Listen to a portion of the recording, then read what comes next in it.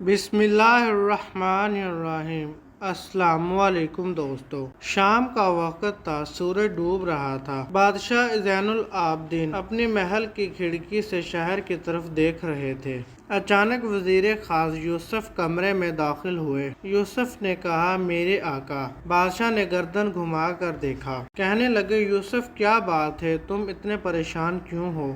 وزیر نے سر جھکا کر کہا کہ حضور، محل کے خزانے سے قیمتی زیورات چوری ہو گئے ہیں۔ پہرے داروں نے کافی کوشش کی لیکن چور نہ پکڑا جا سکا۔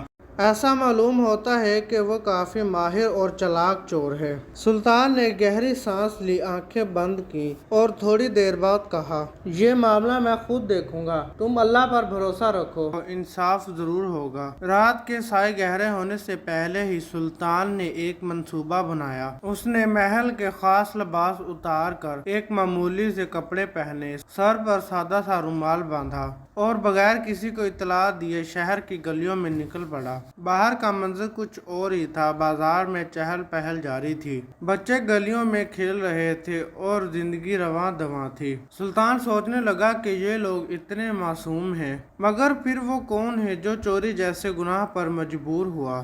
چلتے چلتے سلطان کی نظر ایک کونے میں بیٹھے ایک شخص پر پڑی، جو روٹی کے ایک خشک ٹکڑے کو تھامے آنسو بہا رہا تھا۔ اس کے قریب ایک بچہ بھوک سے نڈال بیٹھا ہوا تھا۔ سلطان نے قریب جا کر نرمی سے پوچھا، بھائی تم کیوں رو رہے ہو؟ وہ شخص دھیمی ہوئی آواز میں بولا، صاحب میں نہیں، میری قسمت رو رہی ہے۔ میرا بچہ بھوکا ہے، میری بیوی بیمار ہے اور میرے پاس کچھ بھی نہیں ہے۔ سلطان نے غور سے اس کی حالت دیکھی اور دل ہی دل میں سوچا، کیا یہ چور ہو سکتا ہے؟ مگر وہ خاموش رہا اور آگے بڑھ گیا۔ ابھی وہ کچھ قدم آگے ہی بڑھا تھا تو اس کی نظر ایک ایسے شخص پر پڑی جو دکان کے پیچھے چھپا ہوا تھا اور بار بار ادھر ادھر دیکھ رہا تھا۔ سلطان نے فوراً اسے پکڑنے کا ارادہ کیا۔ سلطان نے بلند آواز میں کہا کہ ٹھہرو۔ جیسے ہی اس شخص نے سلطان کی آواز سنی تو وہ تیزی سے بھاگنے لگا۔ سلطان اس کے پیچھے بھاگا، دونوں گلیوں میں بھاگتے رہے۔ آخر کار سلطان نے اسے پکڑ لیا۔ سلطان نے اس سے پوچھا کہ کون ہو تم اور کیوں بھاگ رہے تھے؟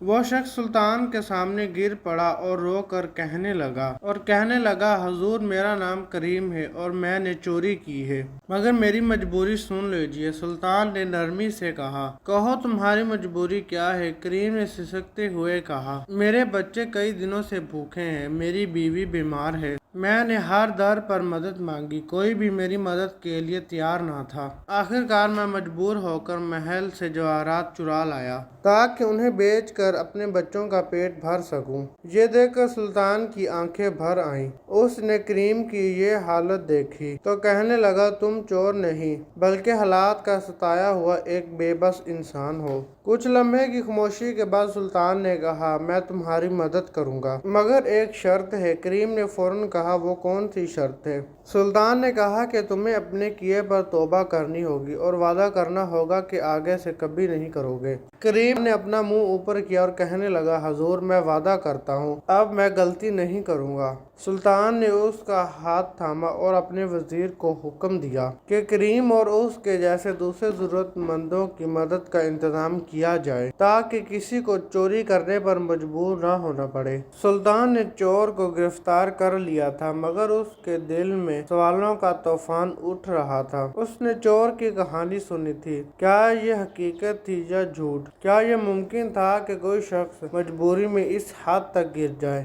سلطان نے بڑی غور سے اس کا چہرہ دیکھا اور پرسکون لہجے میں کہا کہ تم میرے ساتھ چلو، میں نے تمہاری حقیقت دیکھنی ہے۔ کریم نے ایک لمحے کے لیے سر اٹھایا، پھر خاموشی سے سلطان کے پیچھے چل پڑا۔ اس کا دل تیزی سے دھڑک رہا تھا اور وہ جانتا تھا کہ اگر سلطان نے فیصلہ لے لیا تو اس کی جان اسی لمحے لے لی جا سکتی ہے۔ کچھ دیر بعد وہ شہر کے سب سے غریب علاقے میں پہنچے۔ کریم نے ایک غریب اور خستہ حال جھونپڑی کی طرف اشارہ کرتے ہوئے کہا، یہ میرا گھر ہے حضور۔ سلطان اندر داخل ہوا۔ جو منظر اس کے سامنے ہوا وہ دیکھ کر حیران ہو گیا۔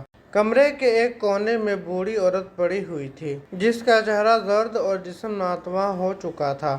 اس کے پاس دو بچے بیٹھے ہوئے تھے جس کی آنکھوں میں بھوک کی جھلک نظر آ رہی تھی۔ کمرے میں کوئی بھی کھانے کی چیز نہ تھی اور نہ ہی کوئی ایسی چیز تھی جو آرام فراہم کر سکے۔ سلطان نے اس عورت سے پوچھا کہ تمہاری طبیعت کیسی ہے؟ اس نے نرم آواز سے کہا کہ اللہ کا شکر ہے، لیکن میرے بچوں کو بہت بھوک لگی ہوئی ہے اور میرے شوہر کی بے بسی برداشت نہیں ہوتی۔ علاج کے لیے پیسے بھی نہیں ہیں۔ یہ سن کر سلطان کی آنکھیں نم ہو گئیں۔ اس نے کریم کی طرف دیکھا جو شرمندگی سے نظریں جھکا کر کھڑا تھا۔ سلطان نے گہری سانس لی اور کہا، تمہاری مجبوری واقعی تکلیف دہ ہے، مگر یاد رکھنا گناہ کا راستہ سکون کا باعث نہیں بنتا۔ اگر تم اللہ پر بھروسہ رکھتے تو وہ خود تمہاری مدد کرتا۔ کریم کی آنکھوں سے آنسو جاری ہو گئے اور کہنے لگا، حضور میں اپنی غلطی مانتا ہوں، میں توبہ کرتا ہوں کہ دوبارہ کبھی بھی ایسا نہیں کروں گا۔ سلطان نے اپنی جیب سے کچھ سکے نکالے اور کریم کے ہاتھ پر رکھ دیے۔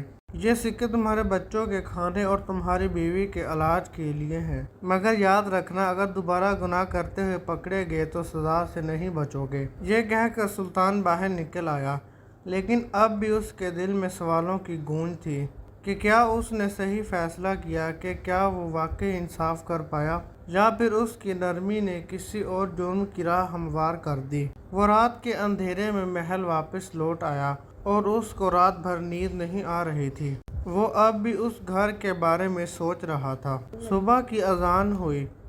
سلطان نماز کے لیے مسجد کی طرف چل پڑا۔ اس نے ہاتھ اٹھائے اور دعا کی، اے اللہ، مجھے سچ اور جھوٹ میں انصاف کرنے کی توفیق دے۔ میں ایک انسان ہوں، غلطیاں کر سکتا ہوں، لیکن تو بہتر علم رکھنے والا ہے۔ اگر میرے فیصلے میں کوئی کوتاہی ہو تو مجھے راہ دکھا۔ صبح کا سورج نکل آیا تھا۔ سلطان اپنے تخت پر بیٹھا ہوا تھا اور باقی وزیر بھی بیٹھے ہوئے تھے۔ گزشتہ رات کے واقعے نے سلطان کے دل میں کئی سوال چھوڑ دیے تھے۔ وزیر یوسف نے عزت سے عرض کی، آپ کی رحم دلی بے مثال ہے۔ اگر وہ چور جھوٹے نکلے تو اگر اس نے آپ کی شفقت کو کمزوری سمجھا تو؟ سلطان نے سنجیدگی سے جواب دیا، رحم کرنا میرا فرض تھا، مگر اب مجھے اس کی سچائی کا یقین کرنا ہوگا۔